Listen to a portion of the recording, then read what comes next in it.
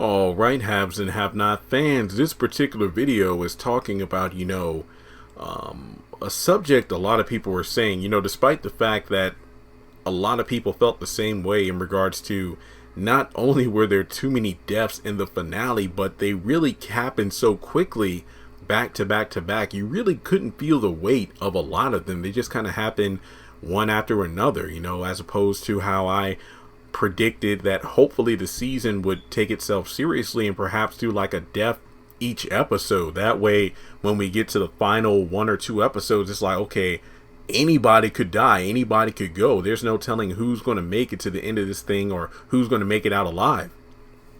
But in this particular case, a lot of people were saying the same thing. Despite the lackluster deaths for the most part, everybody got what was coming to them. It was a matter of karma. Now, this video, I just wanted to talk about, Wyatt, Catherine, Jim, Veronica, David, Jeffrey, Benny, and Candace. Madison, I will briefly talk to him during the Jeffrey segment, but it's just a damn shame for him to go out the way he did. All right, let's start it off. We know Wyatt, his death via overdose. It's something that we as fans can all agree should have happened years ago, aka seasons ago. So I mean, there's really no need of staying on this for too long. I mean, Wyatt has been continuously wrecking his body through alcohol and substances, and this was just a culmination of it all. I will admit it did feel kind of random the way it happened. I know, yeah, those pills and all were supposed to have a latent effect and whatnot, but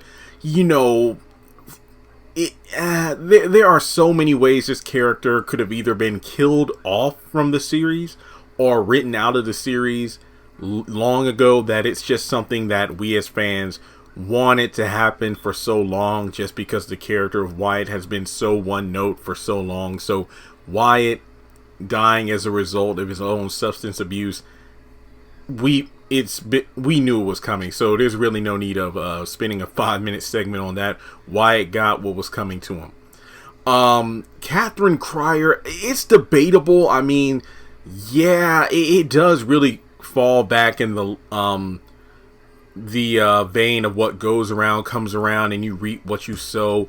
Basically, for her to be killed by a relative of the little girl's murder that she tried to cover up, well, to be completely honest, it was more so Jim who was responsible for the cover-up.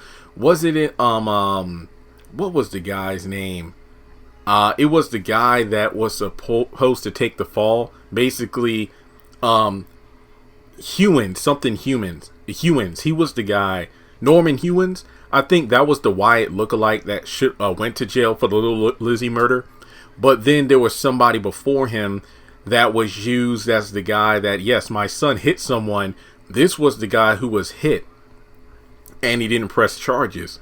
But at the same time, Catherine kind of just let it happen. I mean, to be completely honest, Jim really did it, because I feel like if there are a lot of things I would have changed about the finale, but I really think that at the core, it should have been Mama Rose who arranged for Diamond to be put in the jail cell instead of Jim, because that was just, I hated the fact that was changed, because Mama Rose doing it made a lot of sense from all the threats Catherine was making. And Mama Rose said, well, little Lizzie could steal, I should put one of her relatives in your jail cell to get some revenge. So Catherine dying like that, unexpectedly like that and whatnot, without any way to defending herself, reminded me of how she shot and killed Jennifer Salzman in cold blood. So, again, what goes around comes around.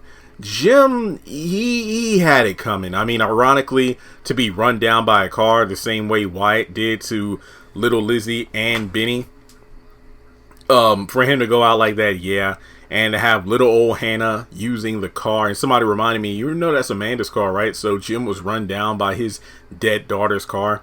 And like I said in my other video about who goes to heaven and hell, there's just way too many sins, if you will, to list down of Jim. But like I said, the real way of linking his apparent demise to, full circle karma is, again, Wyatt hit and run, and that's how he got killed, run down by a car. Veronica shot down. I think if nothing else, her being gunned down inches away from her front door, Maggie Day. I mean, the way she arranged for that to happen, to have Maggie go into the house and then the planted shooter to kill her at the front door, I feel like links directly back to that. I mean, hell, you could even say, well, remember when she sent those group of thugs over to David's house to shoot up the place? Same idea, but I think the Maggie Day reference makes the most sense to have them both die in the same place. So Veronica had that coming. Jeffrey, I mean, to be completely honest, that was just stupidity. Given the fact that Tanner was literally giving you verbal cues that something isn't right, and it's like you should have listened to your better instincts, not only to not give the address. Like I said, even if Jeffrey didn't give the address, I feel Veronica would have given the address over to Tanner to go over there. But at the end of the day, Tanner was saying, you put a spell on my brother, he wanted you to have this. And then it's like, well, Jeffrey, he literally said he wanted to take you with him. And I mean, even Tanner's like, check to see if you have an STD, because he was determined and hell-bent to bring you down with him. So it's like anything he had for you in a box was most likely something that would be used to kill you. Now, I don't think it was Justin who left a gift. I don't believe that. I think that was an arrangement Tanner had, either with his mother to take out the guy that quote-unquote was responsible for killing his brother, or this goes back to his alliance with Veronica. So I feel like Jeffrey, that was just plain stupidity. Hell, even the fact that you would open the box or even let him stay in the house was stupid in itself. So, I mean, not to mention, if you want to put away Jeffrey's stupidity aside, you just saw Wyatt die in front of you. This isn't a good time for visitors, knowing it's the same guy who's going to start some bull crap. So I would have been interested to see if Jeffrey said no and Leo told Tanner to go. I would have been interested to see how that would have played out. But, you know, Madison and David were just collateral damage. I mean, you could argue that, damn, it's almost like Veronica finished off her original bomb plan to bomb the car and, you know, have him and Erica die, but he survived that. So she decided to finish the job through Jeffrey. So, you know, I honestly don't really know what to say about David and his demise there, because I felt like this was one of the sloppiest deaths, because I really can't think of a good way to say, okay, David, if he died in the bomb, this is karma and this is how it's linked to this. No, it just seemed like Tyler was on a tight, you know, runtime for the episode, and okay, this is a good way to get out David and Madison and possibly Leo. So I honestly don't have much to say about that. Candace, yeah, I mean, she had a nightmare with all the people she's wronged and who are dead coming back to haunt her, saying you deserve to die. And to have Jim actually be the one to kill her off makes sense. Just, I didn't like their final confrontation not being much of a confrontation, because Jim pretty much had the upper hand the entire time. No pun intended, since one hand was in a sling. And, you know, her drowning, I can't really think of any time where she was in a position of drowning someone. No, I got nothing. I know that, yeah, I got nothing. I know, like Jim said, you know, it goes back to season 1 when they had that big fight in her apartment and she almost died. He literally almost strangled her in the shower until he saw the pregnancy test on the floor, and then it was Amanda's, but thought it was Candace's. So there's that. But yeah, Benny, unfortunately, I hated to see him go out the way he did, but it's kind of interesting how the Malones are written. It's like 1 minute they're watered down to be a incompetent group of punks, and then all of a sudden the likes of Catherine and Benny, so many characters for one reason or another thought that they weren't anything to be worried about, despite their reputation being well known throughout the entire series. So I'm very confused by how Benny thought he can handle it. I mean, sure, you can handle Sandy, but you forgot the link to his family. And I mean, the Rihanna thing, I get it.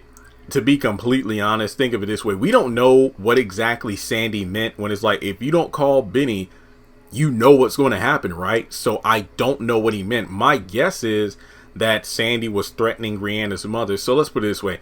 Let's say this guy who, let's say you're in Rihanna's shoes. You're a realtor. You just sold a guy a house. You go out on a date and he fights your stalking ex for you. and then he comes over and you have sex, and then your stalking ex comes over and threatens your family if you don't call this guy for a setup.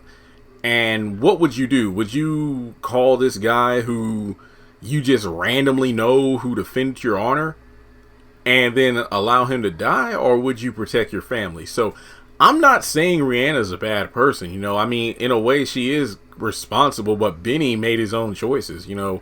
It's like you literally just met your baby mama and son, but you're willing to just drop everything and go check on this one chick. So I feel like it's really weird. It's like, well, why don't you call the police or whatever? You should be focused on what you're doing. But like I said, the only good thing about Benny's death is that there were no other collateral damage around.